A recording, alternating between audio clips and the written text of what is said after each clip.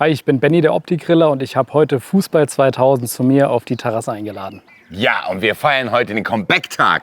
Adi Hütter ist wieder da, aber Patricia ist auch mal wieder da. Und wir reden mit Stefan zusammen natürlich hauptsächlich über Adi Hütter und was das heißen könnte. Und ich habe die ganze Zeit natürlich diesen Ohrwurm. Während ich hier singe und tanze und mich bedanke, dass du uns eingeladen hast, lasst ihr schon mal Likes da. Instagram, WhatsApp, dies, das, Ananas. Und, das werden wir euch am Ende auch nochmal sagen, am 16.12. kommen wir zum Fußball 2000 Jahresrückblick in die Batsch Cup. Ich bin gespannt, was wir da über die erste Hinrunde unter Adi Hütter sagen werden. Gehen jetzt mal rein. Wing, wing. Fußball 2000, Sommer, Sonne, Adi Hütter und das Comeback des Jahres. Das ist nicht Adi Hütter, sondern das ist Patricia. Herzlich willkommen, dass du mal nach Jahren der Abstinenz wieder bei uns bist. Ja. Wir freuen uns sehr. Vielen Dank. Und wie ist dein Name nochmal gewesen? Der Stefan, hallo. Der Stefan. Der Stefan ist auch da mit einem sensationellen, kann man das noch T-Shirt nennen, Stefan? Das ist mehr als ein T-Shirt. Masculine T-Shirt tatsächlich. Aber wir müssen natürlich drüber sprechen. In sommerlicher, entspannter Atmosphäre hier. Patricia, Adi Hütter ist wieder da. Wie ist dein Adi Hütter-Gefühl? Ja, also ich bin wieder da, Adi Hütter ist wieder da, wir sind im Doppelpack Es gekommen. ist alles wieder in Ordnung, Alter. World is Go. Ja, Das ist ich war wieder 2 Jahre in 2021. Monaco. Ja. Nee, mein Gefühl, ich weiß es noch gar nicht so richtig. Ich bin noch so ein bisschen zwiegespalten. Also ich habe mich entschieden, positiv an die Sache ranzugehen erstmal. Und ich finde, ich bin eine Verfechterin der zweiten Chancen. Ne? Ich möchte auch nicht so nachtragend sein, aber wir werden noch mal drüber reden. Es gibt ja gewisse Dinge, die vorgefallen sind. Aber alles in allem bin ich da jetzt erstmal offen. Ich glaube, es gibt mehrere Punkte, die mich ein bisschen skeptisch machen, aber da können wir ja gleich noch zu kommen. Vielleicht wollt ihr erstmal euren ersten Eindruck schildern. Ja, wir müssen dazu sagen, wir nehmen natürlich hier morgens auf. Wir haben die Pressekonferenz jetzt noch nicht gesehen. Den Vorteil habt ihr habt es schon gesehen. Stefan, wenn wir über Skepsis reden, dann bin ich bei dir an der richtigen Adresse. Ja, genau. Ja, gut. Erzähl mal dein Adi Hütter-Gefühl. Also die Sache ist die, das schwelt ja schon ein bisschen. Es war ja im Winter schon, war ja schon im Gespräch als mögliche Option nach Dino Topmöller. Und seit es konkret wird, also als es im Winter so halb konkret war und jetzt auch im Sommer wieder, war es schon so, dass ich ein bisschen mit dem Gedanken gefremdelt habe.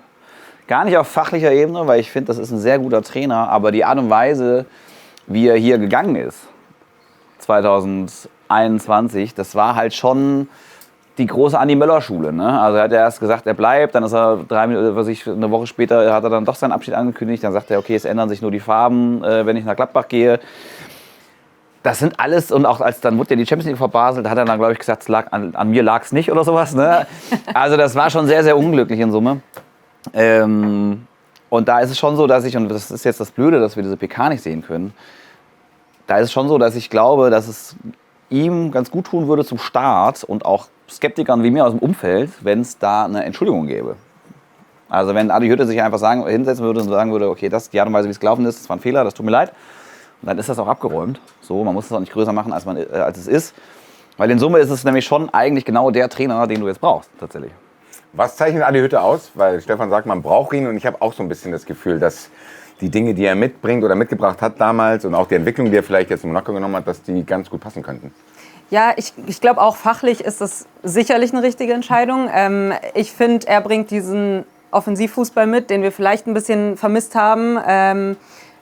Man muss halt sehen, ob er sich weiterentwickelt hat. Ich glaube ja, er hat das selbst in seinem Interview hier zum Beginn gesagt, dass er ja in Monaco oft gegen tiefstehende Mannschaften spielen musste, gegen Mannschaften, die halt Monaco als Favorit, die mauern, und da musste er Lösungen finden, auch gegen Mannschaften, die tief stehen. Und ich hoffe, das bringt er jetzt noch zusätzlich mit, weil das hat ja damals so ein bisschen gefehlt. Damals war es halt kompletter Umschaltfußball, Konterfußball, und das war geil anzusehen, das hat auch zu der Mannschaft gepasst damals. Ich glaube aber, die Eintracht hat mittlerweile auch ein paar Steps gemacht, vor allem mit Dino Topmöller, so auf Ballbesitzfußball und so weiter und so fort. Deswegen bin ich gespannt, ob er sich da auch ein bisschen weiterentwickelt hat, weil dann, finde ich, könnte das echt ein gutes Match sein, wenn der das so ein bisschen kombiniert, dieses auch gegen tiefstehende Gegner Lösungen zu finden, kombiniert mit so geilem Offensiv-Konterfußball, habe ich schon Bock drauf, und ich glaube, er weiß auch, wie man dieses Publikum anzünden kann, wie man dieses Stadion anzünden kann. Das hat ja auch zuletzt gefehlt, und ich glaube, er bringt das schon alles mit, er kennt halt den Verein, und das ist sein Vorteil. Also ich muss sagen, als er in diesem Interview, was du angesprochen hast, von sich aus die Büffelherde erwähnt hat. Ja. Los, Da kriege ich jetzt hier noch Gänsehaut. Direkt losbüffeln, ey. Wenn ich dran Let's denke. go. Weil ich glaube, dass ich von den Leuten hier derjenige bin, der am meisten gehypt ist. Wir haben im Januar schon geschrieben, als das im Raum stand, da wurde ich von dir und Anton, liebe Grüße, so ein bisschen eingefangen. Weil ich bin, seit das erste Gerücht aufgetaucht ist im Januar, bin ich hyped tatsächlich. Weil ich das Gefühl habe, genau das, was ihr angesprochen habt, die Art und Weise, wie er gegangen ist. Das kann man natürlich negativ auslegen. Man könnte aber auch sagen, okay, da könnte ein Teil der Energie herkommen, die ihn jetzt hier nochmal irgendwie in so eine Situation bringt, wo er sagt, ey, ich muss hier auch was gut machen. Ich bin hier noch nicht fertig. Und er hat das ja auch gesagt. Er hat gesagt, ich war immer mit dem Herzen in Frankfurt. Es war eventuell ein Fehler, hier wegzugehen. So würde ich das nicht mehr machen. Also eine Teilreflexion war ja schon auch in den Statements da. Ich finde, das hat man gemerkt. Und wenn man dann sagt, ey, wir können ihm alle verzeihen, wie das damals gelaufen ist, in einer chaotischen Situation, und er reflektiert das, was damals passiert ist, und er dann mit diesem Antrieb selber zu sagen, ey, ich hatte immer das Gefühl, ich bin hier noch nicht fertig und mit der Energie komme ich jetzt hierher in die Situation, in der die Eintracht ist, könnte das tatsächlich was sein, was mich auch wieder anzündet. Und ich brauche das dringend tatsächlich. Ja, das wäre halt eine schöne Erzählung und die brauchst du wirklich dringend, weil man hat das Gefühl, das Umfeld war selten so sediert. Ich will doch nur was spüren! Und so desillusioniert von diesem Verein in den letzten Jahren wie jetzt aktuell in den letzten Monaten. Das ist schon was, da könnte Adi Hütter, diese Comeback-Story, wenn sie funktioniert, könnte geil sein. Und halt auch die Art und Weise. Ne? Also das war halt mit der intensivste und geilste Fußball, den du hier gesehen hast. Ey, allein die Erfindung der Büffelherde, das war das Spiel damals in Stuttgart oder so, wo der das erste Mal alle 3 von alleine gelassen hat. Und das war eine Sensation.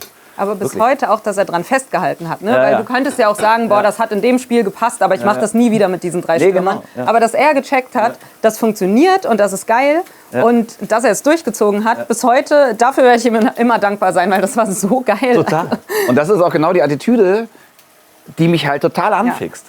Dass du weißt, du guckst auf den Spielbericht, in die App, so eine Stunde vor Spielbeginn und siehst dann nicht eben irgendwie, was ich, einen Stürmer und dann vielleicht noch ein zweiter, aber der spielt links außen oder hier und da und die Leute spielen nicht, wo sie hingehören, sondern ey, einfach Karten auf den Tisch, 3 Stürmer und let's go. Und vielleicht kriegst du 2 Stück, aber dann schießt du auch 3 und das ist, ey, auf die Art und Weise liebe ich diesen Sport. Einfach die von der Leine lassen und du hast halt auch mittlerweile einen richtig geilen Kader.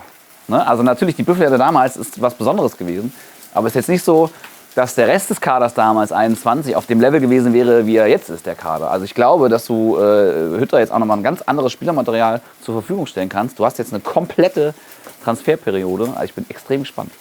Büffelherde, ich meine, reden wir nicht drum rum. Habt ihr schon eine Büffelherde im Kopf? Also Ja. Natürlich wissen wir nicht, was im Sommer passiert. Wir wissen nicht, wer geht, aber man darf ja schon mal ein bisschen sommerlich träumen jetzt hier in diesem Garten. Wenn alles so bleibt, wie es ist und wenn ich träumen darf, dann ist es Uzun auf jeden Fall, Kalimuendo und Johnny Burkhardt. Wie sieht deine Büffelherde aus, während ihr eure Büffelherde mal in die Kommentare schreibt? Ah, wobei, mir fiel gerade was ein, aber... Ich gehe noch einen weiter. Uso noch für 10. Ebnu Talib, Burkhardt und Kalimundo. ja, da gehe ich mit. Scheiß drauf. Einfach Geh mir gerade alles, rein. was du hast. So, ne? Foodcoy auch noch behalten. Der darf dann ab der 60. reinkommen. Alles klar. Let's go. Ich bin doch ein bisschen gehypt. Braucht Ja, keine ich Abwehr. merke das schon. So gar keine Abwehr mehr. Das ist einfach Genau, nur, egal. nur noch Offensivspieler. Ich muss sagen, meine Büffelherde kriegt noch einen dazu tatsächlich. Ich stelle eine 4er-Büffelherde auf. Okay. Also bei mir ist es tatsächlich Ebnu Talib, Kalimuendo, Ja. Doan und Uzun, Alter. Okay. Da wird Adi Hütter einen Chin im Sommer jetzt 3 Monate Zeit haben, sich zu überlegen, wie er diesen Wunsch mir erfüllen kann. Weil wenn du die 4 da vorne hast, mit der Power, vielleicht auch wieder ein bisschen mehr diese Flügelpower zu haben und dieses Anlaufen und dieses Pam, Pam, Pam. Ich glaube, das könnte ganz geil werden. Und ich finde auch, dass man ihm im Interview angemerkt hat, dass er was mitbringt, was uns ein bisschen gefehlt hat. Und das ist so eine väterliche Aura. Ja. Als ich das Interview gesehen habe, habe ich irgendwie gedacht, ja okay, ich weiß nicht, was passiert, aber aktuell glaube ich dir erstmal, was du sagst. Und ich glaube dir auch erstmal, dass du Bock hast. Das ist, glaube ich, ganz wichtig, oder? Wie der Sommervibe jetzt auch für uns Fans ist. Ja, ich glaube, ich will das auch ein bisschen glauben, weil es gibt halt natürlich das ist halt das Punkte, die Ding. habe ich angesprochen. Sprecht die ruhig nochmal an. Also Ja, wir können so- gleich ja auch nochmal sagen, wir gehen ein bisschen in die realistische Bewertung rein. Es ist ja nicht alles optimal gelaufen, auch sportlich nicht. Ne? Also wenn man jetzt seinen Abschied auch ausklammert, von mir aus hat er das mit den Farben gesagt, von mir aus, wenn das alles nicht gewesen wäre, ist es ja trotzdem eine verspielte Champions League, es ist ja trotzdem eine lange Unentschieden-Serie, dass der Fußball auf einmal nicht mehr so gelaufen ist, wie er davor gelaufen ist und irgendwie, dass er keine Lösungen gefunden hat dafür. So. Und das war ja auch ein Teil der Wahrheit. Das will ich ihm nicht für immer vorhalten, weil es gibt immer Durststrecken, das gab es unter jedem Trainer und das heißt nicht, dass ein Trainer schlecht ist oder nicht zur Mannschaft passt, aber es war eben auch da und das ist immer noch das, was mich so ein bisschen zurückgehalten hat. Aber wie du gesagt hast, ich will das jetzt erstmal zumindest über den Sommer glauben, weil ich finde, das Allermeiste werden wir erst sehen, wenn die Zeit kommt. Also wir können jetzt so viel reden, wie wir wollen, es wird geil oder es wird scheiße. Du weißt bei so Rückholaktionen nie. Ich bin ja auch kein Fan von Rückholaktionen. Das ist leider auch der Punkt. Kannst du froh sein, dass wir Fans von Rückholaktionen sind, sonst wärst du nicht hier. Der war gut. Na, so gut war Aber ja, doch. Aber ja, keine Ahnung, Armin Fee ist eine ganz andere Geschichte, haben wir auch im Vorfeld schon drüber geredet. Das ist nicht mehr vergleichbar mit der heutigen Eintracht. Aber auch bei Spielern finde ich das immer so ein bisschen schwierig. Also mein Herz hängt dann dran und das war zum Beispiel bei Luka Jovic so. Das war aber auch nicht mehr der Jovic, den wir mal hatten, dann, obwohl er irgendwie geiles Debüt gefeiert hat dann wieder. Ja.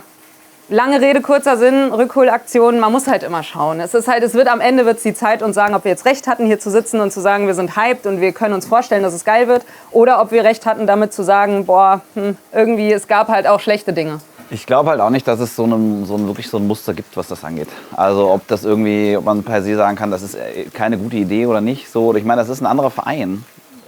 Eintracht Frankfurt 2026, als es 2021 noch der Fall war. Das ist schon so. Diese Entwicklung, an der Adi Hütter beteiligt war, die ist halt einfach echt nochmal steil weitergegangen. Und Adi Hütter ist ein anderer Trainer als Armin Fee. Der Verein damals, als Armin Fee zurückgeholt wurde, war ein völlig anderer, als es heute ist. Man kann nichts von dem ist irgendwie miteinander zu vergleichen. Und ich würde sagen, es ist eher ein Vorteil, dass ein Trainer jetzt in die jetzige Situation kommt, der den Verein kennt, der das Umfeld kennt, wo die Fans auch wissen, was sie bekommen. Also das ist ja genau das, was du quasi jetzt gerade aktuell haben willst nach einer schwierigen letzten Topmodel-Saison plus diesem absoluten Chaos jetzt mit Albert Riera. So, dass du jetzt einen holst, und das hat ja Krösche auch vorher gesagt auf seiner Pressekonferenz. Oh, hallo. Guck mal. Für euch mal ein bisschen Steak hier. Ja, warum denn nicht, ne? Vielen Dank. Dass du eben einen reinholen musst, jetzt, der Autorität ausstrahlt, der Erfahrung mitbringt und im Idealfall, das hat er so nicht gesagt, so, aber das kommt natürlich dazu jetzt als Faktor, den Verein schon kennt. Ich sehe das erstmal positiv, Leute. Ja, ich bin auch grundpositiv. Natürlich hast du recht. Natürlich kann das schief gehen. Natürlich weiß ich auch, dass Adi Hütter an gewissen Stellen eine Art haben kann, die, wenn es dann nicht läuft, in irgendeiner Art und Weise so eine Negativität beschleunigen kann. Aber ich muss bei mir sagen, ich blende das jetzt erstmal aus. Weil ich glaube, die positiven Faktoren überwiegen schon. Das muss ja auch erstmal nicht schlecht sein. Also das muss nicht schlecht sein, wenn du irgendwie von dir überzeugt bist. Ich glaube, das ist er und ich glaube, das muss ein Trainer auch irgendwie sein, zu einer gewissen Art und Weise. Und ich glaube, es ist erstmal nicht schlecht, wenn du so eine, ich will nicht sagen Arroganz, aber so eine Grundausstrahlung hast. Vor allem in so einer Situation, bei so einem unsicheren Umfeld gerade. Nee, danke. Aber ist ruhig, ist ruhig. Soll ich das jetzt aufessen morgens? Von daher, das will ich ihm gar nicht so schlecht auslegen, dass er da vielleicht manchmal so eine bestimmte Art hat, weil ich glaube, also ich finde das gut, wenn jemand ein Typ ist und er ist halt ein Typ. Ich glaube auch, dass er seine Vorstellung halt mitbringen wird und dass das quasi nach dem Plan läuft. Ja. Das ist jetzt nicht so eine Lösung, wo du sagst, okay, der pflegt sich in irgendwas ein, was schon läuft, sondern ich glaube, dass der sagen wird, alles klar, so und so habe ich mir das vorgestellt. Und das ist auch was mich beruhigt. Ich kann mir die Gespräche nicht so vorstellen, als dass der überrascht in die nächste Saison geht. Und ich glaube, dass Markus Krösche sich vielleicht die eine oder andere Sache mit ihm nicht trauen wird. Also ich glaube, dass du Adi Hütter nicht einen Tag vorm Redline Day noch in irgendeiner Art und Weise einen ganz, ganz wichtigen Spieler wegreißen kannst. Also dass da jetzt Gespräche stattgefunden haben, die ja über die letzten Wochen gingen, die ja erstaunlich positiv und erstaunlich schnell auch scheinbar verlaufen sind, dass in diesen Gesprächen auch Thema war, wie sieht der Kader aus, was für Möglichkeiten haben wir, all das, was wir in den letzten Wochen schon gesagt haben, dass man sich da ehrlich macht, dass es da keine Überraschungen gibt in irgendwelche Richtungen, dass irgendeiner dann dasteht und denkt, ey, mir war dann aber nicht klar, dass der Kader so und so aussehen soll, sondern dass da Leute gesprochen haben, dass da erfahrene Leute gesprochen haben und dass du da in irgendeiner Art und Weise diese Dinge, die man vielleicht bei einem jungen Trainer hat, die kannst du schon mal rausrechnen. Also ich glaube, Adi Hütter wird von nichts überrascht werden am ersten Spieltag, sondern es wird ganz wichtig zu sein, jetzt im Sommer mit einer Stimme, mit einem Plan, die Dinge zu realisieren, die man sich vorstellt. Und Stefan, was glaubst du, was Adi Hütter sich vorstellt? Gibt es irgendeine Position, wo du sagst, boah, dadurch, dass Adi Hütter jetzt da ist, rechne ich mit XY? Also ich glaube tatsächlich, dass sie sogar intensiver noch gesprochen haben, als sie es getan hätten, wenn Adi Hütter nicht schon mal hier gewesen wäre. Weil das natürlich, ne, wir reden drüber, macht das Sinn, so eine Rückholaktion und so, das wissen die ja auch. Weil es natürlich, wenn es nicht klappt, dann schnell heißt, ja, dumm, so, ne? Ihr habt den wieder zurückgeholt, das klappt nicht und so. Deswegen glaube ich, dass die sehr, sehr, sehr genau, vielleicht einen Ticken genauer, als sie es sonst gemacht hätten, drüber geredet haben, wie soll das eigentlich aussehen, das Projekt ab Sommer.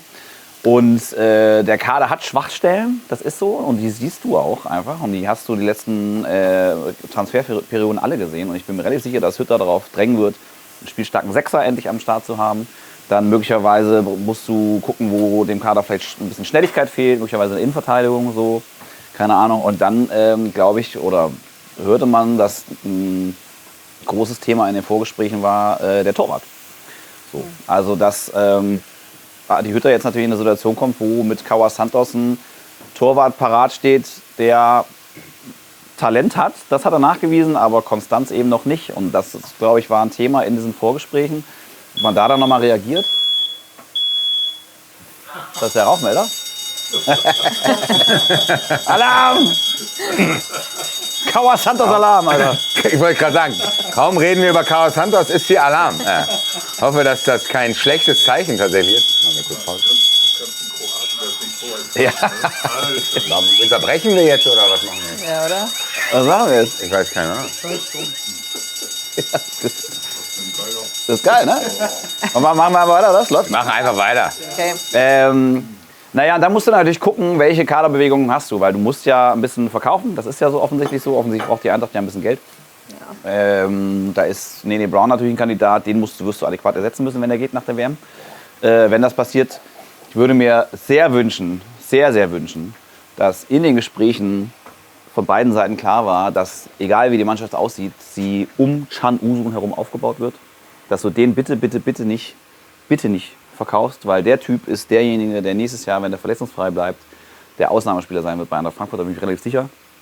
Aber das sind ja genau, guck mal, das sind genau die Gespräche, die hoffentlich stattgefunden haben, bevor er den Vertrag unterschreibt. Sondern, dass man nicht sagt, ich hole jetzt Adi Hütter und frage ihn danach erst hier, stehst du eigentlich zu Can Uzun? Und dass man gesagt hat, ey Adi, Digga, du hast uns ja verfolgt, wir haben den Spieler, welche von denen willst du behalten, welche von denen können wir dir halten?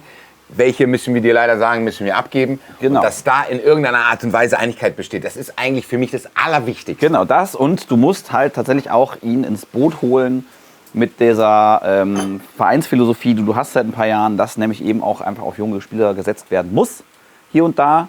Ne? Also, dass du ihm sagst, okay, wir haben hier links, holen wir jetzt keinen mehr oder rechts, weil wir halt, da haben wir den Amaimuni und links haben wir Bahoya, falls er dann bleibt oder was auch immer. Und das sind Spieler, die musst du quasi ins Rollen bekommen. Und da muss er dann mit d'accord sein. Das letzte Mal, als er hier war, wie gesagt, es war eine andere Zeit, ein anderer Kader, aber da war, glaube ich, in seinem ersten oder zweiten Transferfenster hat er eher erfahrene Leute geholt. Ich glaube, die haben ihm damals halt gefehlt, ne? Dominik Kohr und wen auch immer. Bastos. Da hat er wahrscheinlich das Gefühl, dass der Kader ein bisschen mehr Erfahrung halt braucht. So. Das ist, glaube ich, diesmal anders vielleicht. Aber der muss übereinstimmen auf jeden Fall mit der Vereinsphilosophie. Nicht in jedem, du kannst natürlich auch trotzdem deine eigenen Reize irgendwie setzen und du hast auch deine eigene Vorstellung. Du musst nicht auch alles abnicken, was Markus Krösche dir sagt. Wenn du sagst, okay, nee, der Bahoya, der bringt nichts, so, dann musst du den nicht, dann muss man sich da verständigen. Aber dass man sich verständigt, ist das Wichtige. So. Das ist für mich auch das Wichtigste, ne? Also, dass man einfach spricht und das. Mit dem Thomann Sabbat schon bei dem ganzen Steak hier. Ja. Komm, Junge, nimm ja. Nimm den noch was. Nimm den noch was. Du darfst mit Kroaten kein Fleisch Nimm den ganzen Teller. Nee, hier kommt die Kuh hier hinter der Kamera. Ja, ich glaube, das haben wir jetzt auch schon etabliert, auch in den letzten Wochen, bevor Adi Hütter fix war, dass man wirklich einen klaren Plan hat. Also, dass man vielleicht jetzt schon eine Startelf im Kopf hat und anfängt, darum rumzubasteln. Weil du hast ja viele interessante Spieler. Du hast ja mit Amaimuni jemanden, der jetzt, keine Ahnung, Du hast einen super interessanten Kader. wirklich aus der Fußballhölle Hoffenheim 2 zu einer WM kommt innerhalb von kürzester Zeit. Also du hast ja die Story. Du hast mit Doan jemanden, ich bin weiterhin großer Doan-Fan, ich glaube weiter an seine Fähigkeiten. Wenn Adi Hütter dann Inventur macht und sagt, ey, ich glaube, aus dem kann ich mehr rausholen als meine Vorgänger, dann hast du auch da einen potenziellen fast schon Neuzugang, den du da einbasteln kannst. Du hast mit Johnny Burkhardt jemanden, der jetzt gegen Saisonende schon auch vollmundig gesagt hat, welche Rolle er einnehmen will. Das kann er ja vielleicht dann auch liefern mal nächste Saison. Du hast mit Ebno Taleb auch jemanden, das hat ja auch noch nicht angefangen. Ja, die Ebno Taleb Story. der wurde da rausgerissen. Ja, das ist so. Ebno Taleb Story war wie so eine groß angekündigte Serie Ja. und dann gehst du rein und denkst, geil, heute kommt die raus und dann ist nur eine Folge verfügbar. Die nächste Folge Ohne kommt in Scheiß, 4 ja, Wochen. wirklich. Du denkst dir so, Digga, dann fang doch bitte nicht an, das zu veröffentlichen. Also du hast wirklich viele Stories, die der jetzt schon bestehende Kader erzählen kann und ich glaube, dass du auch Potenzial hast, finanziellen Spielraum zu schaffen, um Adi Hütters Wünsche an gewissen Stellen zu erfüllen, weil, Patricia, ich weiß nicht genau, ich habe gestern auf meinen Kalender geguckt, ob der 1. April ist, aber gestern ging so eine Meldung rum, dass die Tottenham Hotspur und weitere Vereine an João Matteo Bahoja interessiert sind Wirklich? und eine Ablöse bis zu 70 Millionen Euro im Raum steht. Also ganz im Ernst, Dann haben wir doch den nächsten würdest du Millionen. eventuell in Betracht ziehen, das zu machen, sollte es dazu kommen? Würde ich eventuell in Betracht ziehen, ja. Vor allem unter den Vorzeichen, dass die Eintracht Geld braucht und eventuell noch andere Positionen besetzen muss. Ich bin tatsächlich immer noch Bahoja-Fan. Also mir würde es schon ein bisschen leid tun, weil ich glaube, das ist ein großes Talent. Ich glaube, der könnte auch unter Adi Hütter ultra gut funktionieren. Aber wenn das halt die 70 Millionen sind, die wir kriegen und dazu noch ein Brown, der wahrscheinlich so oder so gehen wird, dann hast du ja schon wieder richtig Geld in der Tasche. Und dann kannst du mit Adi Hütter ausknobeln, welche Spieler das denn jetzt werden sollen. Ein Sechser zum Beispiel. Gespannt, weil es kann sich ja auch jetzt ehrlich gesagt in dieser Situation keiner mehr leisten, große Fehler zu machen. Weil ehrlich gesagt, wenn es jetzt wieder scheitert, steht Krösche nicht gut da, steht Hütter wahrscheinlich mit seinem Comeback auch nicht so gut da. Und die der hat ja Mannschaft auch nicht. die Mannschaft auch nicht. Und Hütter hat ja auch immer nicht. noch so dieses große... Da stehen alle schlecht da. Und Hütter hat immer noch das große England-Ziel. Ne? Also der hat ja relativ offen kommuniziert, dass er gerne mal in die Premier League würde. Und wenn die Eintracht für ihn dann so ein Sprungbrett sein kann, weil machen wir uns nichts vor, das wird jetzt wahrscheinlich kein Ding, wo er 10 Jahre hier bleiben wird. Das hat die Eintracht in den letzten Jahren auch nicht gemacht. Kein Trainer ist hier 10 Jahre geblieben. Von daher nutzt es halt, nutzt die Chance. So, es kann sich jetzt keiner erlauben, große Fehler zu machen. Deswegen ist es, finde ich, eine andere Ausgangslage als vielleicht noch vor 2, 3 anderen Trainern, weil da war es noch frisch und wenn du mal einen Fehler machst, Fehlgriff hast, dann ist es eben so. Jetzt ist es irgendwie eine andere Ausgangssituation und da bin ich gespannt. Also ich könnte Adi Hütter einen Weg in die Premier League aufzeichnen, wie das funktionieren könnte. Also du kommst nach Frankfurt, machst so ein bisschen dein Ding, dann gewinnst du den Europapokal. Du bist Meister. Und dann könnte die Premier League sich eventuell melden mit lieben Grüßen und herzlichen Glückwünschen. Müssen wir auch nochmal hier ausrichten an Oliver Glasner. Oh ja, Olli, Junge, geil. Digga, was für ein Winner-Typ ist er denn bitte? Der kann auch gerne irgendwann wiederkommen. Danach. Aber falls Adi Hütter, ich meine, die werden sich kennen, kann sich ja bei ihm abschauen. Also wenn du hier den Europapokal gewinnst, Adi, dann glaube ich, wird die Premier League sich eventuell bei dir melden. Ja. Patricia hat ein bisschen Geld angesprochen, lieber Stefan. Ja. Wo würdest du denn dieses Geld, wenn denn Bahoja und Brown und wie sie alle heißen, so ein bisschen Geld in die Kasse spülen, nachdem dann das Transferüberschussdefizit dann da mit ausgeglichen ist, wo würdest du denn dann die Süßigkeiten einkaufen gehen? Also du müsstest beide ersetzen. Bahoja 70 Millionen, ehrlicherweise glaube ich nicht dran. Der hat bessere Statistiken, als er irgendwie, als man dachte letztes Jahr. Ich habe gelesen, der ist bei den erfolgreichen Dribblings bei Spielern unter 20 oder sowas, war der ganz vorne dabei in den Top-Ligen. Das sind vielleicht Sachen, die sieht man nicht ganz so oft irgendwie. Aber ich glaube, dass da Scouts von Tottenham natürlich einen anderen Blick nochmal drauf haben. Ich glaube trotzdem nicht, dass der für 70 Millionen geht. Das ist der aktuell einfach, glaube ich, nicht wert. Wenn es doch so sein sollte, herzlichen Glückwunsch. Aber sagen wir mal, dass die beide trotzdem gehen, weil Bahoja bleibt ja auch ein Kandidat oder zum Beispiel ein Hugo Larsson auch oder ein Shaibi oder so. Die müsstest du alle erstmal ersetzen, tatsächlich positionsgetreu, finde ich, weil du hast... aber ist das so? Ist das nicht so, dass Krösche gesagt hat, wir wollen den Kader auch ein bisschen reduzieren? Ja, gut, aber... Auf mich wirkt es eher so, aber wenn du, dass da jemand seinen Keller ausräumt und sagt, ey, bevor ihr meckert, ich weiß nicht, ob ich das an einem Tag schaffe.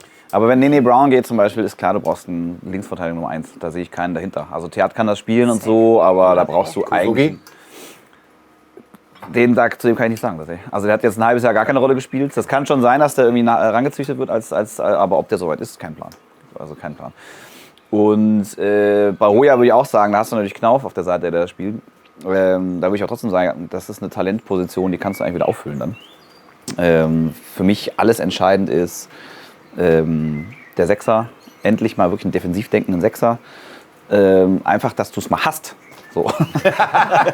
Ich wollte das jetzt die ganze Zeit, das wird dir die ganze Zeit bei den Instagram-Werbungen angezeigt. Ja, genau. Kommt das wieder und dann plötzlich taucht das hier auf. Weiß gar nicht mehr, wie sich das einmal gegoogelt. Weiß gar nicht mehr, wie sich das anfühlt. Ich will das jetzt einfach machen. Jeder hat das. Weiß gar nicht mehr, wie sich das anfühlt, wenn du einen qualitativ hochwertigen Sechser auf der Position im Kader hast. Früher, also vor 10, 15 Jahren haben sie alle mit einer Doppelsechs gespielt. Das wäre gar nicht möglich bei der anderen. Du hast nur Elias Skiri letzten Endes. So, und der ist ja auch ein Verkaufskandidat. Also einen richtig geilen Sechser. Und dann wird natürlich die Frage sein, was passiert im Sturm. Kommt auch irgendwann was ohne Fleisch vielleicht? So, als wenn wir so ein Gehege hier hätten. Genau. Ach, guck mal hier. Alter. Fußball 2000 Fütterung, ey. Ja, gut, vielen Dank. Oh, das sieht aber geil aus. Wow, was geht ab? Genau, also du musst die Positionstreue ersetzen plus einen richtig geilen Sechser und dann überlegen, brauchst du Geschwindigkeit in der Innenverteidigung zum Beispiel. Da kann man drüber nachdenken. Zumal, wenn man ein bisschen Kohle über hat. So. Ich glaube, am Ende wird es auch davon abhängen, was Adi Hütter für ein System plant. Weil erinnern wir uns an die legendären Flügelspieler, die wir auch unter Adi Hütter hatten. Wer weiß, was für ein Spielerprofil Adi Hütter überhaupt haben will. Aber auch hier nochmal, ich sage es lieber einmal zu viel als einmal zu wenig. Auch hier ist wichtig, dass der Plan der Eintracht und das Handeln der Eintracht mit dem von Adi Hütter übereinstimmen. Das heißt, wenn Adi Hütter sagt, Leute, meine Idee ist, Dreierkette, schnelle Außenschienenspieler und so viel Mittelfeldspieler und so viel Stürmer, dass das zum Kader passt. Ja. Und dass du nicht weitere Missverständnisse im Kader hast, wo du sagst, ey, da ist jemand, der kriegt viel Gehalt, aber eigentlich ist sein Profil nicht gefragt. Also das ist das, was mich am meisten umtreibt. Und da muss ich sagen, habe ich aber großes Vertrauen, weil ich mir nicht vorstellen kann, dass Adi Hütter jemand ist, der dann in irgendeiner Art und Weise reingerät und denkt, oh, siehst du, ich wusste, ich habe im Sommer was vergessen. Der Litz Dorn, ich kam auf den Namen nicht. Jetzt muss ich den irgendwie als Außenverteidiger einbauen. Ich glaube nicht, dass sowas passieren wird, sondern ich glaube, dass er einen Plan haben wird und, was ich auch glaube, was man gesehen hat, auch in seiner ersten Amtszeit hier, dass er Pläne anpassen kann. Wenn er sagt, ey, die Eintracht hat jetzt irgendwie zu viele Stürmer, dann meckere ich nicht rum und sage, ich brauche lieber das und das, sondern dann lasse ich die eher spielen. Weil das Lustige war ja, Adi Hütter unterschreibt, oder beziehungsweise vorher schon, es gab ja diese Gerüchte, dass das jetzt irgendwann finalisiert wird. Nein. Stefan, verdammt, die Finger hauen. Dass das finalisiert wird. Und in dem Moment geisterten plötzlich ganz viele Stürmergerüchte rum. Ja. Du hast einen von Magdeburg gehabt, dann gab es so einen serbischen Stürmer, wo ich immer großer Fan von bin. Auf jeden Fall, alle holen. Also plötzlich hast du das Gefühl gehabt, kaum ist Adi Hütter da, ist quasi so ein Büffelherdenmarkt entstanden. Kommen die, genau, serbischen Stürmer ran, Alter. Ich kann sagen, Adi Hütter ist da, kaum tauchen die serbischen Stürmer. Die ganzen Spielerberater so, warte mal. Also ich glaube, dass das wichtig wird und ein Herzensgerücht für mich. Und ich weiß, da bin ich in der Vergangenheit und auch bei dir und vielleicht auch bei dir immer auf taube Ohren gestoßen. Aber ich würde mich riesig freuen, wenn Djibril Sow eventuell nochmal Thema werden würde. Weil das ist ja ein Spieler, der war meiner Meinung nach immer unterschätzt, auch hier in Frankfurt. Stimmt. Aber er könnte jemand sein, zum Beispiel, dann denke ich an einen Larsson-Abgang, weil es ist ein bisschen positionsähnlich, der auch nicht nur die Erfahrung auf die Trainerbank bringt, sondern auch so ein bisschen so eine ruhigere Struktur ins Spiel, was uns vielleicht an der einen oder anderen Stelle trotzdem gefehlt hat. Wie würdest du zu? Ja, ich mochte den sehr gerne. Ist er noch bei Sevilla? Ja. Ja, wie gesagt, Rückholaktion, ne? Immer so eine Sache. Bin ich beim falschen Ansprechpartner für Rückholaktion gelandet, Alter. Aber nee, also im Grunde verstehe ich deinen Ansatz, weil ich mochte den auch und ich finde auch, dass der underrated war. Die ganze Zeit. Also wenig Leute haben über ihn gesprochen, aber als er dann gegangen ist, war es auch so, oh Gott, Sow geht, warum geht jetzt Sow? Ganz kurz, mir fällt jetzt ein, Phil Hofmeister schuldet mir immer noch einen Wetteinsatz, weil ich damals mit ihm gewettet habe, dass Djibril Sow für einen zweistelligen Millionenbetrag wechselt. Und Phil Hofmeister damals gesagt hat, nee, das wird auf gar keinen Fall passieren. Jetzt auch mal das Geld eintreiben, ne? Gibi, wir machen immer weiter. Us against the world, Alter. Nein, aber ich glaube, das ist auch viel Spekulation und ich will auch gar nicht zu viele Transferspekulationen jetzt machen, weil im Endeffekt werden wir den Sommer haben. Da werden wir eventuell hier immer mit unseren roten Anzügen sitzen und einfach uns wild durchs Internet spekulieren. Ich habe auch ein bisschen Angst vor der Zeit, weil das ist jetzt die Zeit, die losgeht, wo die Gerüchte auftauchen. Ich habe Bock, weil es wird richtig viel passieren und dann macht es auch Spaß. So. Aber gab es schon mal einen Sommer, wo man mehr auf Abgänger statt auf Zugänge gehofft hat? Nee, also ich nicht. Ich bin ja auch, ich hasse ja Abgänge. Ich bin so, ich hänge ja immer an jedem. Das ist ja so, ich klammer mich ja da so. Fares Shaibi, Messi-Kader alle so behalten. Patricia hat 60 Spieler im Kader. Die kann sich nicht trennen. Dann kommt hier... Müssen wir hier genau so, welche Fernsehserie ist ich wollte gerade sagen, wie heißt nochmal die Dame, die quasi diese Aufräumen... Tine Wittler. Ja. Nein, diese moderne bei Netflix. Wie heißt die? Ach so, ich Schreibt ihr das mal in die Kommentare? Kondo oder so. Marie Kondo, Marie genau. Kondo, ja.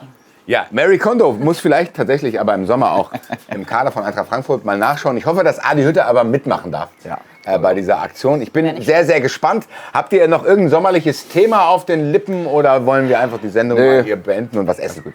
Wir essen jetzt mal. Wir essen mal. Schreibt immer in die Kommentare, was ihr heute gegessen habt. Und Wang Wang, Paderborn, erhebe dich und lauf. So, das war schon wieder von uns. Ich gehe jetzt meinem Hobby nach, nämlich Trampolinspringen in fremden Gärten. Wenn ihr noch nicht wisst, was ihr mit eurem Fahrrad macht, dann könnt ihr zwei Dinge tun, nämlich einmal Tickets kaufen für Fußball 2000 Jahresrückblick in der Batsch Cup am 16.12. Und hier mal reinschauen. Wir haben über Adi Hütter geredet. Hier kommt er auch vor. Eintracht Frankfurt, der Weg vom Abschiedskandidaten zum Obercup-Sieger. Viel Spaß damit.